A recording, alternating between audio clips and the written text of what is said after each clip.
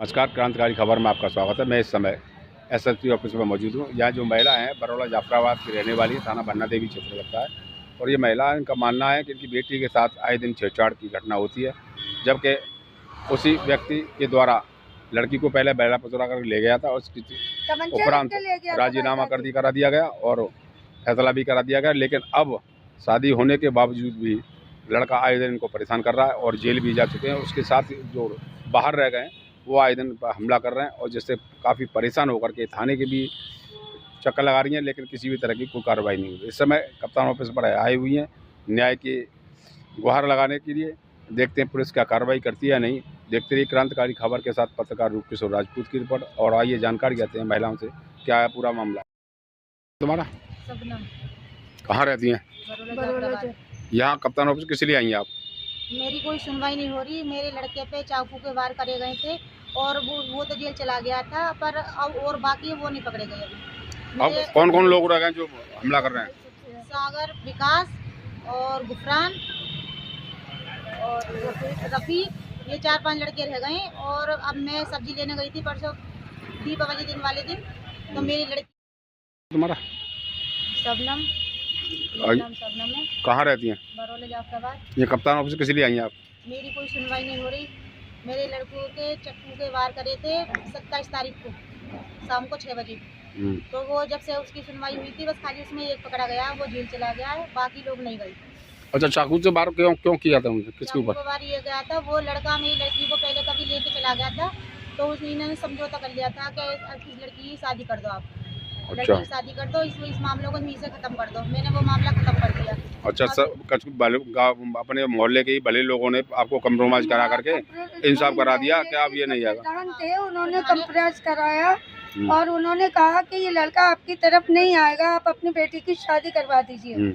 तो इन्होंने 1 महीने में ही शादी करवा दी। उसके बावजूद वो लड़का वहाँ पहुँचा, उसके ससुराल में टॉर्चर करा उसको, उसके ससुराल से बिगड़ गई। अब घर पे वार हुए उसके भैया के संग और उस बेटी को भी परसों मारा गया।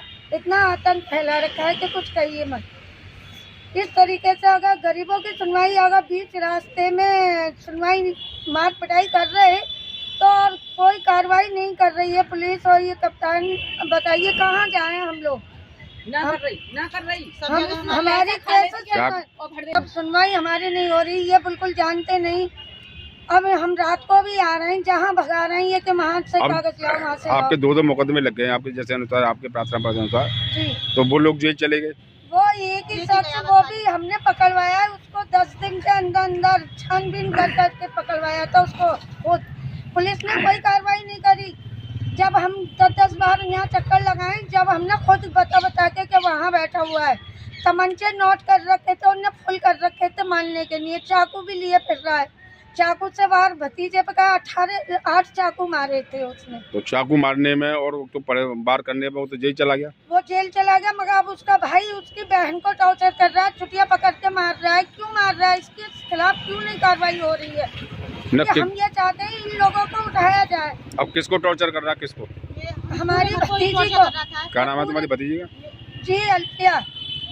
अच्छा, जो शादी हो गई है उसी को टॉर्चर कर रहा है? हो गई है, वो सब्जी लेने गई थी अपनी अम्मी के संग, सब्जी वार करके बुलाया उसको कि रुक, इन्होंने फिर भी अनसुनी कर दी। दोबारा आवाज लगाई है, फिर वो रुकी है तो मारा है। मार पिटाई करने लगा, बालों में अंटा देके उस लड़की को नीचे गिरा दिया, तब मार पिटाई करी। मैंने बीच बचाव करा तो मुझ पे भी बदतमीजी करा, इनसे भी बदतमीजी करी। कोई जेंट्स नहीं था इनके संग और वहाँ काफी जेंट्स भी खड़े थे और लेडीज भी खड़ी थी। क्या नाम है उसका? उसका नाम है काजल, पर काजल बोलते हैं। काजल बोलते हैं। किन्नर बन गया है वो। अच्छा, किन्नर बन के हमला कर रहा है वो? जी, किन्नर बन के ताली बजा के नंगा हो जाता है, ये हाल कर रहा है वो। तो इसीलिए पुलिस कार्रवाई नहीं कर रही है? नहीं, पुलिस कार्रवाई नहीं। अब ये कह रहा है कि जब मैंने अपने बाप को मार दिया तो तुम क्या चीज हो? अच्छा, अपने बाप को भी मार चुका? हाँ, बाप को भी मार दिया। कहाँ रहता है? वहीं बरौला जाफराबाद में ही रहता है। आप लोग कहाँ रहते हैं? हम भी बरौला में ही रहते हैं, हमारा अपना खुद का घर है। मजदूरी करते हैं, पावर ब्रेक चलाते हैं। बताइए, मजदूरी करने जाएंगे, पीछे हमला कर देता है। कहाँ तक हम इन लोगों को पकड़वाएं? हमारी सुनवाई यहाँ से नहीं हो रही, थाने से नहीं हो रही, कहाँ से क्या करें फिर? अब कप्तान साहब के यहाँ आइए आप मिलने के लिए, पहले मिल चुके। तो यहाँ से दोबारा कह दिया कि एप्लीकेशन दूसरी लेके आओ। मेरे 4 दिन होगा, मेरे 4 4 दिन से केस डला हुआ है, पर किसी ने मेरी सुनवाई नहीं करी है। सुनवाई नहीं एक करी। महीने से भागम भाग लगी हुई है हमारी। अब आप चाहते हैं कार्रवाई हो? हम ये चाहते हैं कि हमारी कार्रवाई होनी चाहिए। हम जब भी कानून को समझेंगे, अन्य कानून नहीं तो क्या फायदा पे ये हो जाएगी कि हिंदू मुस्लिम में लड़ाई हो गई, कौन अपनी बेटियों को लेके गिरवा लेगा रास्ते में। तो कितने लोग रह गए अब ये लोग? अभी 6-7 लोग रह गए हैं। अभी 6-7 लोग हमारे सामने हैं और ये नहीं पता कि कितने लोग लगा रखे हैं इसने हमारे पीछे। इसने लगा रखे हैं। हमारे बच्चे रात में रात को भी आते हैं काम करने, मंचा जिसको उठा सकते हैं ये। अच्छा, तो धमकी दे रहे हैं? धमकी दे रहे हैं हर चीज की। कहीं भी कोई मिल जाएगा उसी पे हम हमला बस करेंगे। हम ये चाहते हैं हमारे बच्चों को बचाओ, और जो भी कोई हादसा होगा यही लोग जिम्मेदार होंगे।